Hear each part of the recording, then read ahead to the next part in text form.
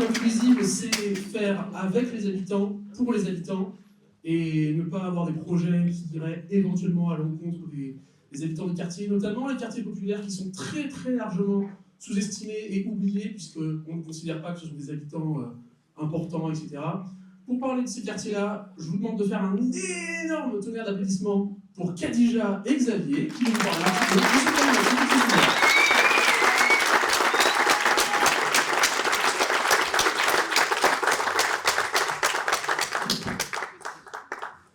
Bonjour, moi je m'appelle Xavier, j'ai 40 ans, j'habite dans les quartiers populaires. Et en fait, moi je viens pour vous faire voir que les quartiers populaires à Gaillac, ils sont toujours oubliés. On est dans des états pas possibles. Moi j'habite à Catalanis. Le problème c'est qu'à Catalanis, c'est devenu à l'écart de la ville, alors qu'on est dedans la ville.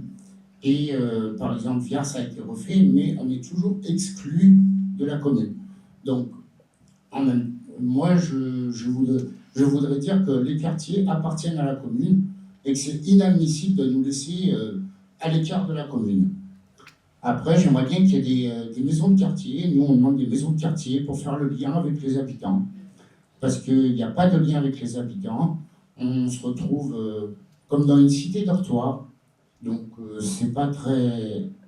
en fait, ça sert pas à grand-chose d'être dans une cité dortoir si on peut pas avoir des liens les uns les autres pour faire des soirées, faire du lien entre nous.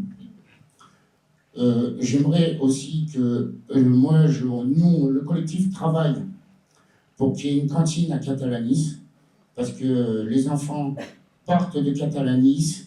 Ils mettent un quart d'heure avant d'arriver à la Clavelle et après ils attendent à l'école de la Clavelle pour manger. Donc pour le rythme de l'enfant, c'est pas bon, quoi.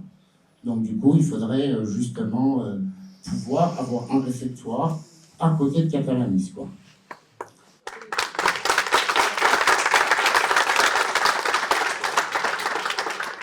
Et j'aimerais aussi que notre collectif, on fasse pression sur Tarn-Habitat, qui laisse des logements sociaux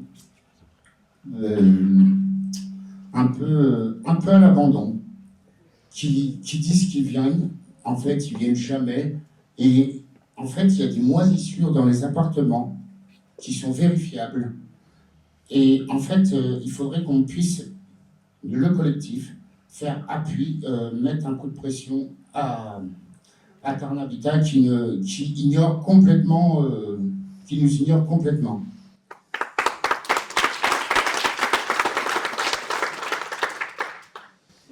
Et moi, j'aimerais vous dire un message de Jaurès qui dit « Il ne faut avoir aucun regret pour le passé, aucun remords pour le présent et une confiance inébranlable pour l'avenir. »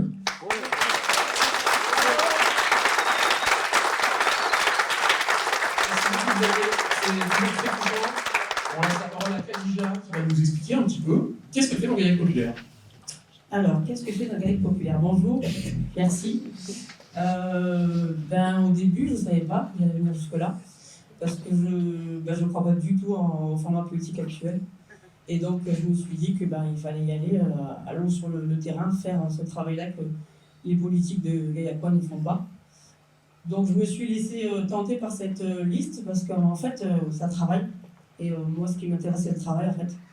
Donc, je pense que Gaillac Populaire a de belles années devant lui, et que je crois qu'ils m'ont conquis, et que je suis rassurée, finalement, du format politique. Je pense qu'il y a autre chose qui existe, et que c'est possible, même si on est réfractaire, il y a autre chose qui existe, et je pense que c'est important pour tout le monde de savoir qu'il y a autre chose qui peut se faire aujourd'hui à Gaillac, et que c'est presque...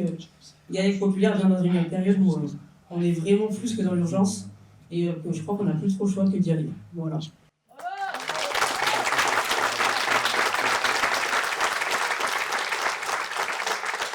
Merci beaucoup pour ces précisions.